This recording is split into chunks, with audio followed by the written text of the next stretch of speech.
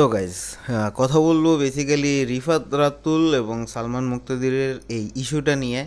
এর আগে আরও দুইটা ভিডিও বানাইছি এবং ভাবছিলাম যে কন্ট্রোভার্সিটা আর বেশি লংজিভেট হবে না, আরও বাড়বে না, but it's keep on continuing. এবার যাকে নিয়ে সবচেয়ে বেশি কথা হচ্ছে তিনি হলেন রিফাত রাতুল ভাই। রিফাত রাতুল ভাইকে সবাই এখন ভণ্ড বলতেছে। একটা কথা কি যে মানে ইজি ভণ্ড আপনার কি কারণে ভণ্ড বলতেছে যে তার কিছু মেয়ের সাথে ছবি বের হইছে, তার গানের ভিডিও ভাইরাল হইছে। হ্যাঁ, এইখানে একটা জিনিস আছে, এটার কারণে কেউ ভণ্ড ট্যাগ দেওয়াটা ঠিক হবে না। কারণ আপনার আমার অনেকেরই মেয়ে ফ্রেন্ড আছে, মেয়ে ফ্রেন্ডের সাথে ছবি তুলতেছি, গান বাজনা করতেছি, আমি নিজেও মাঝে মাঝে আমার ইউকেলেলে আছে আমি বাজাই, what ever it is. But কোন জায়গায় সমস্যাটা? আমি যদি একটা মানুষের ভালো সাজেশন দেই, আমি যদি নিজে একটা কথা বলি এবং ওই জিনিসটাতে যদি আমি আমল না করি এবং আমি উল্টা সেই জিনিসটারে নিয়ে অন্যভাবে রিপ্রেজেন্ট করতেছি এবং আমি সেই জিনিসটা নিজেই পালন করি না এবং মানুষের ঠিকই বড় বড় কথা বলে যেতেছি, আমাকে কাছে এসে ভালোবাসো, কি জানি হয় হৃদয়ে, কি করে তোমায় বোঝাবো। ঠিক আছে, সেই ক্ষেত্রে আপনি অনেক বড় মানুষের সাথে একটা প্রতারণা করেন। ঠিক আছে, সো একটা কথায় আমি বলতে চাই যে রিফাত রাতুল ভাইয়ের এই পুরো জিনিসটা একটা প্রতারণার ভিতরেও পড়ে এবং ওনার এই ফুল জিনিসপত্র নিয়ে যখন এক্সপোজ হইল, উনি নিজে বলতেছেন নাকি দিন বা হেদায়েত আসার আগে। এই কথাটা আমি মোটেও এগ্রি করি না। কারণ যে ছবিগুলো ভাইরাল হয়েছে সেই ছবিগুলোর ভিতরে দেখাই যেতেছে তার সুন্নতি লেবাস আছে, তার অ্যাপিয়ারেন্স একজন ইসলামিক যে প্রিচিং দেয় সেরকম একটা লুকে আসছিল। কিন্তু সেই জিনিসটা তিনি বারবার ডিনাই করতেছে, বারবার বলতেছে এতদিন পরে কেন ভাইরাল হয়েছে। আপনি যখন একজনের নামে নিজের স্টেটমেন্ট দিবেন, অবভিয়াসলি আপনার গ্রাউন্ডটা ক্লিন থাকতে হবে, অবভিয়াসলি আপনি সেই জিনিসটা ইকুয়াল গ্রাউন্ডে এসে খেলবেন এবং সেই জিনিসটা যদি আপনার ফল্ট থাকে এখানে আপনি নিজে অ্যাডমিট করবেন, হ্যাঁ আমি আগে গুনাহগার ছিলাম বা আমি এই জিনিসটা ছিলাম, এই জিনিসটা আগে আপনার অ্যাডমিট করা উচিত ছিল। এবং আপনি এখন যেই কথাগুলো বলতেছেন এগুলো টোটালি মানে এক প্রকার মিথ্যার দিকে চলে যেতেছে। আপনার মধ্যে দিন ছিল না, হেদায়েত ছিল না, এটার সাথে আপনি কিভাবে এখনের যে ইনসিডেন্টটা হইতেছে এটা রিলেট করতেছেন? আপনি নিজে মানে কি বলবো ফ্রি মিক্সিং করতেছেন, তাহলে কেন আপনি আবার আরেকজন রে ব্লেম দিতেছেন? একজন প্রকাশ্য শত্রু আরেকজন গোপনে শত্রু, কোনটা বেশি আপনার কাছে মনে হয় যে রিস্কি বেশি?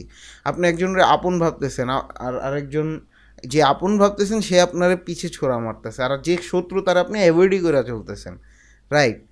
এখন রিফাত রাতুল ভাইয়ের ওভারঅল জিনিসপত্র দেখে মনে হইতেছে যে ও এখন সবাই কিন্তু সালমান মুক্তাদিরের পক্ষে কিন্তু ম্যাক্সিমাম মানুষ ছিল না, বাট এখন এই ফুল জিনিসটার কারণে রিফাত রাতুল ভাইয়ের উপর ব্লেমটা হচ্ছে। এই কারণে তিনি ভণ্ড সেটার জন্য না, তিনি যে জিনিসের প্রিচিং দেন সেই জিনিসের মধ্যে তিনি আমল রাখতে পারেন নাই এবং সেই জিনিসের সাথে তিনি রিলেটেড নাই, তিনিও হারাম কাজ করতেছেন ওপেনলি। এবং আমি জানি না এই ভিডিওগুলা যখন তিনি, আমি ড্যাম শিওর সুন্নতি লেবাজে ছিল বা তার মধ্যে দেখেই বোঝা যাইতেছে একই জামা কাপড়, এবং টাইমলাইন যদি জাজ করা যায় সবাই বলতেছে যে ইটস নট লাইক দ্যাট যে অনেক দিন পরে বা আগে পিছে। তিনি আগে এসে যদিও এক্সপ্লেন করতেছে 1 বছর আগে, কিন্তু তিনি ভিডিও বানাইতেছে আরও আগে থেকে তিনি প্রিচিং করতেছেন। Don't you think is suspicious? এবং এটা আপনি যে কথাগুলো বলতেছেন এবং সেই কথাগুলো আপনি আমল করতে পারতেছেন না। হ্যাঁ, আপনি সবাই বলতেছে দিনই বোনদের খেদমত করে দিতেছেন, সবাইরে আকৃষ্ট করতেছেন, এই জায়গাটাতে কিন্তু আপনার সমস্যা আছে।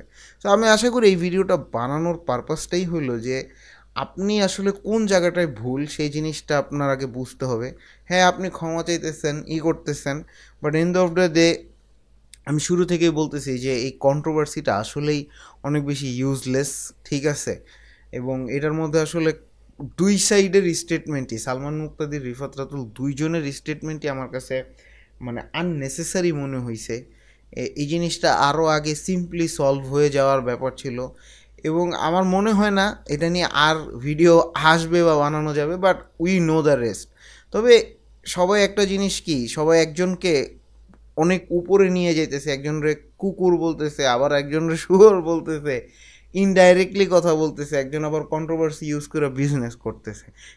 এন্ড অফ দ্য ডে আসলে একজন কন্টেন্ট ক্রিয়েটরকে প্রপার আইডল হিসেবে মানার আগে 10 বার চিন্তা করতে হবে এখন থেকে, যে আপনি যাকে ফলো করতেছেন ইনি যে ইসলামিক প্রিচিং দিচ্ছে এর সম্পর্কে যদি প্রপারলি রিসার্চ হয়, কেউ যদি ওর দিকে মানে এগায় যায়, তাকে নিয়ে ঘাটাঘাটি করে, এন্ড অফ দ্য ডে আমরা কিন্তু দেখতেই পাবো যে তার নামেও অনেক রকমের মিস ইনফরমেশন বা অনেক অপ্রত্যাশিত সত্য বের হয়ে আসতে পারে, যেটা আসলে কোনোভাবেই উচিত না।